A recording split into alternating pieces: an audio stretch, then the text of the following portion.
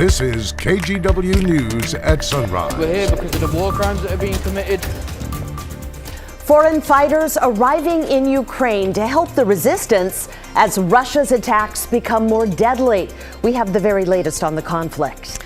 Then Oregon's emergency rental assistance program is set to close next week for new applicants. And they're telling those people you better apply now before it's too late. We also have an update this morning on the issue of home buying love letters. Last year, Oregon lawmakers banned potential buyers from using those so-called love letters to help close the deal on a home. But now, a federal judge is overturning that decision. We'll have more on that story coming up here in the next 10 minutes. We love that you're watching this morning. Happy Tuesday, everybody. We'll start off the news this morning with a quick look at the forecast. Rod, how are we doing so far? Right now, nice and quiet. We are cloudy. Clouds rolled in last night ahead of this front. The front will come in at about 4 p.m. this afternoon. Already we're picking up some rain. Longview, good morning. You're one of the first ones to see a touch of rain. There's a touchdown into Clark County. So during the morning hours, we will look for showers to start arriving, coming in from the north, and then rain picking up during the afternoon hours. Right now we're at 43 degrees. So to the bus stop we go. Have the kids armed with some rain gear. 40 but dry out the door. There'll be showers in the area. Lunchtime recess 48, and then certainly rainy areas around when the kids get out of school at about 47 at that time. Rob, thank you. The war in Ukraine has intensified overnight along the front lines and along the border. Attacks by Russian troops are more frequent and they're more deadly. This was video taken in Kharkiv, where the 5-story residential building you're looking at lost an entire wall after it was shelled on Sunday. And as that shelling continues, the humanitarian crisis along the border is reaching a frightening level. Yeah, close to 2 million people have poured into neighboring countries. Millions more are likely on the way. Jay Gray has a closer look from the Poland-Ukraine border. We now know most all of the Russian troops and war machines lining the Ukraine border are in country and fully engaged in the fight. Many now beginning to close in on the capital city of Kyiv. Towns and villages along the way left in ruins. The relentless attacks at times clearly targeting civilians. We're here because of the war crimes that are being committed. Foreign fighters continue to travel into Ukraine to stand alongside thousands of civilians, many just learning how to fire the weapons they'll carry to the front lines. As the fighting intensifies, so does the push by so many to escape.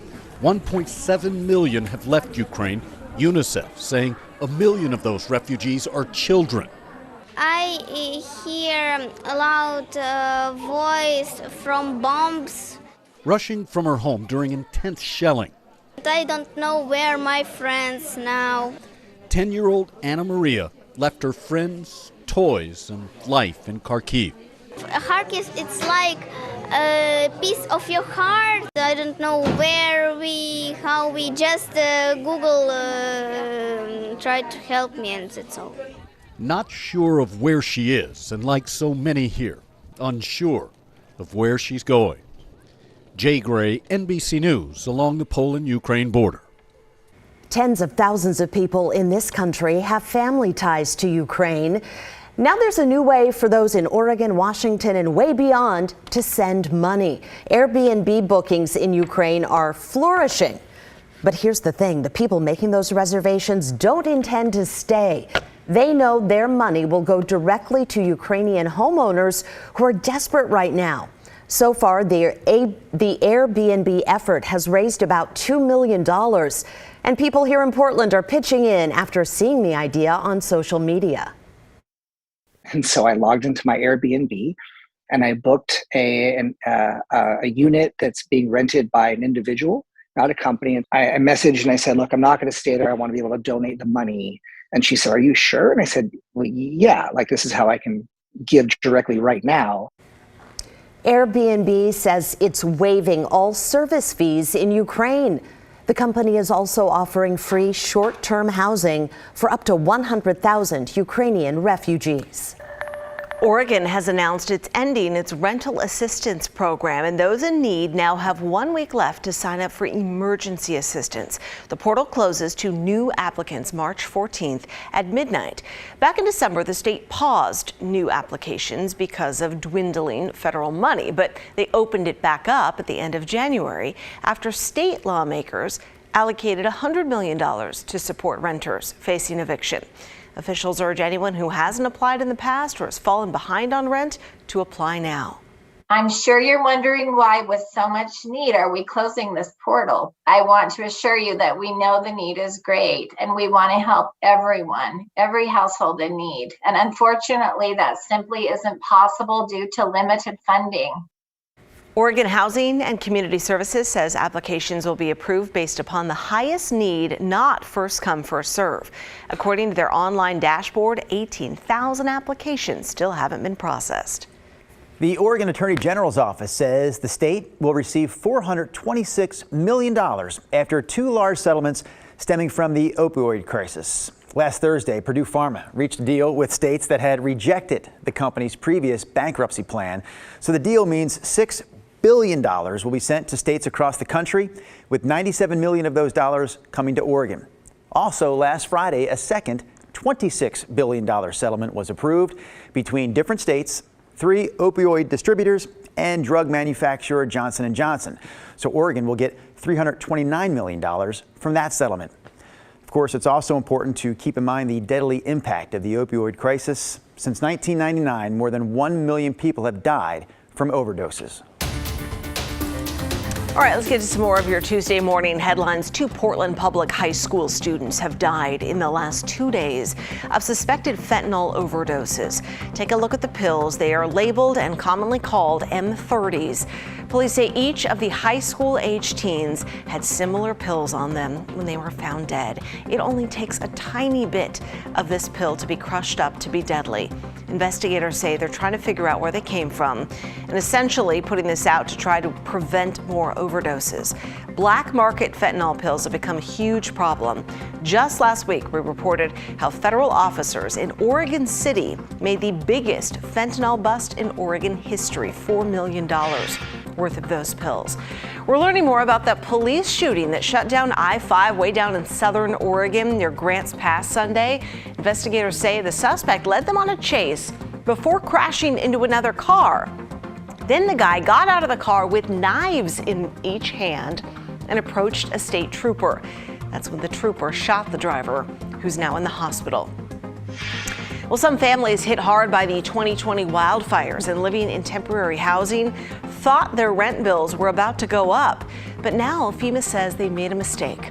Last month, FEMA sent out letters to survivors saying they'd have to pay market rent starting April 1st. For some low-income families, that meant a trailer would cost nearly $1,000 a month. After meeting with Oregon Senator Ron Wyden, the agency corrected the date to May 1st, and some residents will still be allowed to pay below market rate value. Those are some of your Tuesday headlines. The city has disciplined 2 more Portland police officers for leaking false information to reporters about Commissioner Joanne Hardesty. This all began in March of last year when a hit-and-run victim reported the person who struck them looked like Hardesty. Those details went to the media even after Hardesty had been ruled out as a suspect. Well, last week we reported that Brian Hunziker, the former president of the police union, was fired for his role in that leak. Now documents show Officer Ken Lee was given a letter of reprimand, and Officer Carrie Ottoman got a suspension without pay. Hardesty is suing the police bureau for $5 million. Last year, our 6 p.m. news show, The Story, profiled the practice of potential home buyers writing love letters to home sellers. The state of Oregon wound up banning that practice, but now a federal judge has overturned that decision. KGW's Pat Doris has more. If you're not familiar with it, some people write letters when they're trying to buy a house, trying to convince the sellers to choose them over other offers. And it's a house, a condo, an apartment. You get the idea.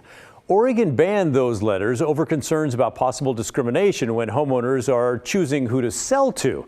Well, a federal judge just struck down that ban, saying it violates the First Amendment. Some people are happy with the judge's ruling, including, as you might expect, the attorney who sued over the ban. Sellers care about a lot of different things. You know, it's not an impersonal transaction to sell your home. If you've lived somewhere for 20 years or 30 years, you care about your neighbors, you care about your community, you care about the home you've lived in. And so buyers, I think, tell sellers in these letters, well, we're going to take care of the home. We're going to care about it. We're not just going to flip it. We're not going to use it for an Airbnb. You know, we're going to actually live there. And sellers want to hear that. But sellers are not allowed to discriminate based on protected status like race, gender, religion, or family makeup.